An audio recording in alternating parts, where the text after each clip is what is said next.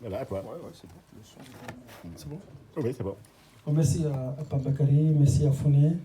Donc c'est un grand plaisir pour moi de venir ici. Je crois que c'est la deuxième fois que je viens ici dans cette salle-là.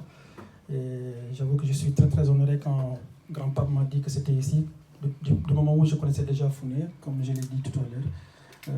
Donc c'est toujours une bonne occasion pour moi de rencontrer des jeunes auteurs, des artistes qui se battent justement pour que l'Afrique puisse s'éclairer davantage. Et ça, c'est un honneur pour moi. Moi, j'écris parce que on a beau faire des discours dans la place publique à Paris, on a beau faire des conférences, mais quand on ne couche pas nos sentiments, nos ressentis, en tout cas nos connaissances dans un livre, ça disparaît le jour que l'on disparaît, ou en tout cas le jour que l'Internet disparaît, ou en tout cas le jour où le propriétaire d'un site Internet décide de ne plus payer son hébergement chez l'hébergeur, tout ce qu'on a dit disparaît. En revanche, les écrits dans un livre semblent disparaître presque jamais. C'est pour cette raison que je me suis dit, comme on a discouru dans les places publiques à Paris pendant des années, on a soutenu toute la communauté africaine qui se bat justement pour la libération de sa liberté. À un moment donné aussi, il faut savoir se poser et montrer le chemin aux Africains. C'est vrai que, comme l'avait dit quelqu'un d'autre, quand on veut cacher quelque chose à un Africain, il faudra le mettre dans un livre. De façon, je ne caricature pas, mais c'est une réalité. Malheureusement, les Africains lisent moins. Ce n'est pas parce qu'ils sont des flemmards, c'est parce que justement, ils n'ont pas eu cette culture-là. On savait très bien qu'on a une culture oratoire. Et le danger, c'est que quand il n'y a pas d'écrit derrière, si le grand-père qui nous transmettait le savoir disparaît, c'est toutes les connaissances qui partent. Et comme l'avait dit déjà un docteur qui disait qu'en Afrique, Amadou Mpateba qui disait justement en Afrique, lorsqu'un vieillard meurt, c'est une bibliothèque qui disparaît. C'est pour cette raison que je me suis dit, il ne faudra pas que l'on donne raison à Amadou Mpateba, il faudra écrire. Maintenant, comme vous le voyez, j'ai écrit trois livres, dont le premier, c'est L'Afrique oubliée, l'enfer de la vérité. Et le deuxième, c'est Dans l'arme noire. Et le troisième, c'est un roman, Collado entre vérité et mensonge. Donc je vais essayer quand même de vous lire de façon ramassée pour vous mettre un peu dans le diapason de ce que je fais. Les quatrième couvertures. Alors pour l'Afrique oubliée et l'enfer de la vérité, j'ai dit ceci. Ceux-là même qui se croient invisibles dans un monde visible où tout s'entend, se voit, s'était, s'explique et s'était, sont ceux qui enseignent l'Afrique à travers l'esclavage, la colonisation, le néocolonialisme. Celui-ci se traduit par des accords de coopération militaire, économique et monétaire incompréhensibles, des guerres montées de toutes pièces et adossées à des solutions préfabriquées sous le nez et la barbe de la communauté internationale. Cette croche machine que je vais nommer ONU, FMI, Banque mondiale, UNESCO, qui gère le monde de façon injuste et inéquitable et rachète la souffrance des pays pauvres. Les pays d'Afrique qui ont acquis leur indépendance de façade, exclusivement basée sur des papiers, des drapeaux et de l'hymne, doivent maintenant se réveiller et exiger leur souveraineté totale afin de restaurer leur dignité longtemps arrachée et piétinée depuis des siècles. Pour ce faire, ils doivent réinventer leur propre modèle économique, investir dans la recherche, dans le développement industriel, procéder à l'union des terroirs et des cœurs. Bref, ils doivent bâtir une union africaine solide avec une armée commune, une monnaie commune, une grande institution de santé avec des hommes intègres et patriotes. Cet ouvrage met en relief les grandes difficultés auxquelles le continent africain est confronté, c'est-à-dire souveraineté économique, monétaire, sécurité, santé, bref, tous les mots de l'Afrique. Voilà la quatrième ouverture de ce livre-là.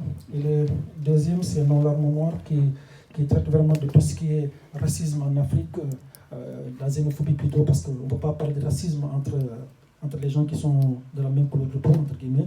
En revanche, on peut parler de xénophobie entre les peuples qui partagent justement la même couleur de peau. Et donc, je dis ceci, face à la montée des mouvements djihadistes au Sahel, les peuples sont la cible d'amalgames et d'accusations infondées qui sont à l'origine de leur massacre dans la zone dite des trois frontières, entre le Mali, le Burkina Faso et le Niger. Attaque notamment dont faisait allusion tout à l'heure mon frère Bakary, du village d'Ogasago et d'Irugu. Des massacres ethniques ciblés. Voilà ce que certaines communautés noires infligent à d'autres par ignorance ou par mépris, sans se rendre compte qu'elles accomplissent des desseins des forces extérieures.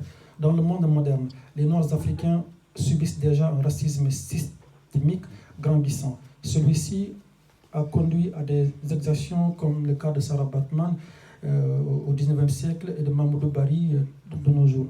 L'égocentrisme, le tribalisme et le népotisme sont les grands fléaux de l'édifice ethno-sociologique qui détruisent les individus regroupés au sein d'une même communauté et qui partagent la même langue. Cet ouvrage dresse les tristes constats des sévices que les Noirs africains subissent à notre époque de la part de l'Assemblée.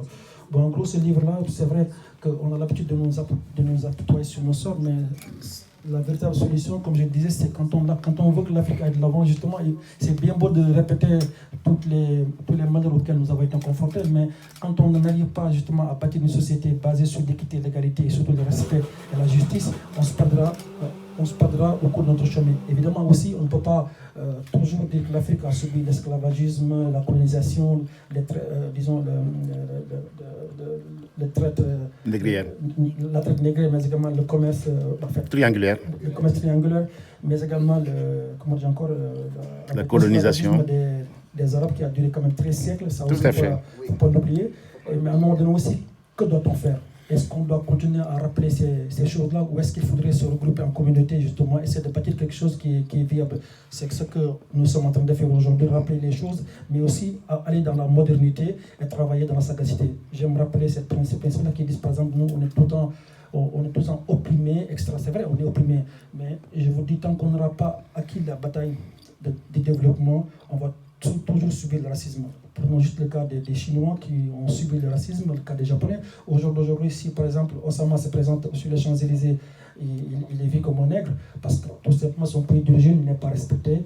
Donc c'est pour ça qu'il subit ce racisme. En revanche, quand on prend un Japonais ou un Chinois sur les Champs-Élysées, il est respecté. Parce que tout simplement, son pays ou son continent a su remonter ces problèmes-là, qui aujourd'hui ont bâti une image auprès des Européens qui disent aujourd'hui tout ce que nous avons, les Chinois les ont. C'est pour cette raison aujourd'hui nous devrons, pour limiter cette casse pour le racisme, on doit acquérir le développement, acquérir la science, mais également acquérir ce que je vais dire la connaissance, seule base et seul soubassement qui va nous permettre justement d'aller de l'avant. Et justement, j'avais écrit dans ce livre-là pourquoi l'école coloniale nous a menti, et ça je vais peut-être chuter sur ça. Moi, je pense que même dans nos écrits, c'est des écrits qui sont, si vous regardez de façon plus près, je me dis même que nos enseignants nous ont menti, ceux qui ont mis nos programmes scolaires nous ont menti parce qu'ils n'ont pas dit la vérité. Pourquoi, par exemple, moi, quand j'étais petit, je voyais toujours sur les murs de ma classe que l'apartheid était un crime contre l'humanité. Moi, à l'époque, j'avais 6 ans, 7 ans, je ne connaissais pas le vocabulaire français, je ne connaissais pas que ça veut dire apartheid, non moins encore crime. Je ne savais même pas que ça veut dire humanité. Il a fallu que je sois grand pour comprendre certains termes qui sont inscrits sur un tableau, en tout cas sur les murs. En revanche, quand on creuse de façon plus loin, notre maître qui nous voyait tout le temps lire ces phrases-là aurait pu comme nous expliquer l'origine de l'apartheid, d'où est venu et comment est venu. Et ça, c'est l'origine, c'est justement à partir du népotisme qui montre qu'à la base de départ, la société africaine, en tout cas l'Afrique australe, avait été disons, la base d'une civilisation négro-africaine. Et il a fallu donc l'arrivée des Blancs pour que cette civilisation soit retravaillée autrement, pour qu'elle soit exterminée. Et quand on regarde aussi la civilisation, disons, de l'Asie même, c'est que les gens ignorent la Mésopotamie. Quand je parle de la Mésopotamie, je parle justement de l'Iran, de l'Irak. Toutes ces civilisations avaient été peuplées par les Africains. C'est les Africains qui avaient ces civilisations-là. Quand je prends par exemple les résultats des fouilles archéologiques de la cité d'Iridou, on se rend compte effectivement que toute l'Asie avait été, disons, occupée par les Africains.